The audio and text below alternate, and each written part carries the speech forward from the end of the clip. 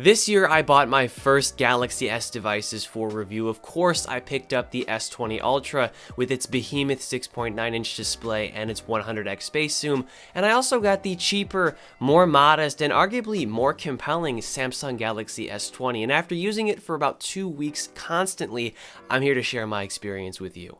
But before we continue here, I'd really appreciate it if you leave a like on this video, comment if you have any questions, suggestions, or opinions, as the YouTube algorithm likes that, and will help push my content to more people. First up, let's talk design, and I am definitely here for the more ergonomic theme Samsung is going for. Gone are the extreme edges that we found in the S6, and the S8, and the S9, and we now have this new flatter profile display, which I will touch on later. And also, the chassis has very nice rounded corners, which don't dig into your palm as much. We also got nice glossy glass in the back here that I have in this beautiful cloud blue color, and the polished aluminum on the sides here makes for a premium feel and also a lighter overall build in comparison to the iPhone 11 Pro, which features stainless steel. Oh, and after using the S20 Ultra alongside this phone, I have to say the camera module on here just looks so much cleaner and less obnoxious. Speaker quality is also great with this phone. We have really clear mids and highs, but the bass is a bit lacking in comparison to the iPhone 11 and the iPhone 11 Pro. However, like I said, we just get more clear sound here, and it's stereo as well, making it very full and really enjoyable when you're listening to music or consuming media without headphones in. And we'll do a little non-copyright sound test here just to give you an idea as to what I'm talking about.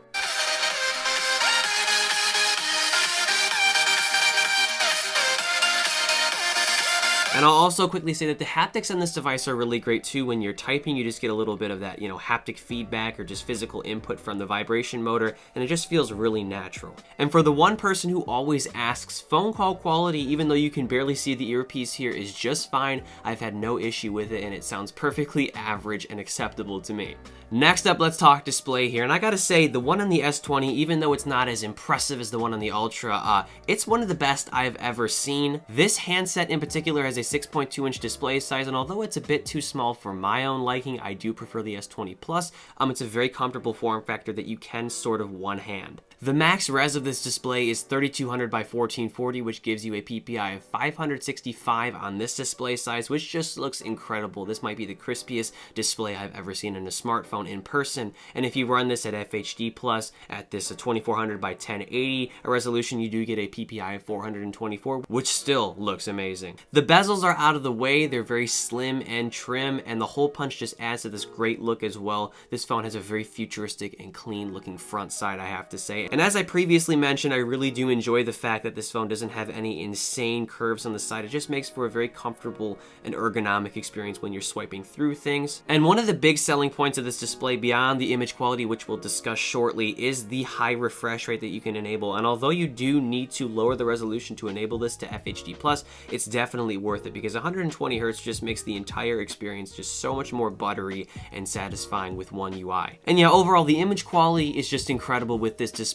as well. It's super bright, you have insane contrast, the color is awesome too, and you can adjust that in settings if you like to your liking. For example, I have mine a bit more warm, and of course you can switch to a natural profile if you don't really want the saturated color look. And once again, even though this display size is not quite my style, I have very much enjoyed consuming media off this device with these really slim bezels off of YouTube and TikTok in my case. Next up, let's talk battery life here. And as I always say, I'm not a scientist. I'm not keeping really clear records of my own screen on time. But what I can tell you is this 4,000 milliamp hour capacity will get you through a whole day, and possibly then some. I've been reading through forums as to what actual people are getting with this device, and even with 120 Hz enabled, I've been reading at a minimum 5 to 7 hours of screen on time, possibly even more. And of course, this varies person to person depending on how you use your phone. Fast wireless charging is a great feature of this device, something that's not found in the modern iPhones. And also you have reverse wireless power share, which allows you to wirelessly charge your Galaxy Buds Plus, for example, without having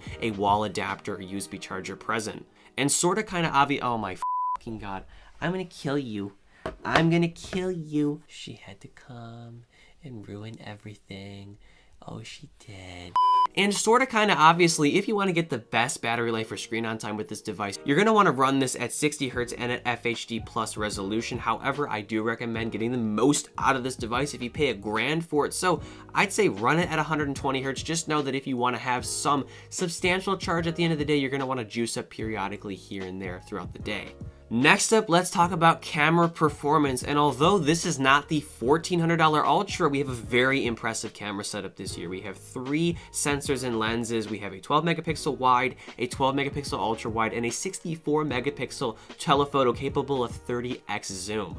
The photos that I've taken so far have great contrast, sometimes a bit too much in some situations, and also sometimes the images look a bit over-processed, although in my opinion this is kind of typical of Samsung. But for the most part, the pictures that you can take with this device just pop and look excellent, and they have great color and sharpness and overall clarity and dynamic range and exposure. And to quickly touch on telephoto capability, although it's not quite the same as the Ultra with its 100x space zoom, it's close enough, especially for $400 less, and the 30x zoom works very, very well. Not perfectly well, but very well here if you want to get, up close images from a distance. Video quality is also really great this year. Samsung is stepping up their game, and I do believe the quality that you get here is better than that of the Note 10 Plus, and it's very comparable to the iPhone 11 Pro and the iPhone 11, which are great video cameras themselves. The same great aspects of Samsung image quality or pictures apply to video as well, and the OIS seems to work very well too. And 8K, what can I say, just like with the Ultra, it blew me away. Although this feature isn't quite practical because of the file size, the sharpness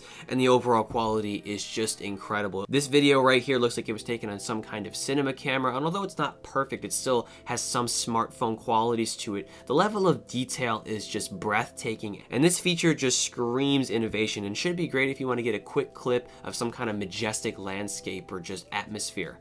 And before I forget to mention, the 10 megapixel front-facing camera takes excellent quality selfies and front-facing video, although Samsung kind of has this smoothing effect that is kind of a negative aspect, but still, it doesn't really take away from the overall image quality that you're getting here. And night mode or long exposure mode with the camera here is excellent as well, although this image in particular is a bit over-processed in my opinion. However, the level of detail you're able to draw out of a scene like this, which is so poorly lit, is just very impressive and just shows Samsung's camera prowess. And last up, let's end things here with performance and software experience. Although the Snapdragon 865 is by no means the best SoC on the market right now, One UI has never been smoother, especially at the 120 Hz refresh rate. It's just an overall very enjoyable experience, and though I've been wary of Samsung's flavor of Android in the past, all of that doubt and negativity is gone. I could definitely use this phone as a daily driver indefinitely with no issues at all. And yeah, it's just a really buttery experience. Animations rarely stutter, apps open very quickly, and you have a lot of RAM to work with, 8 GB to keep a lot of apps open in the background. Everyday tasks feel very snappy as well, very much similar to my iPhone 11 Pro Max, if not snappier, because of course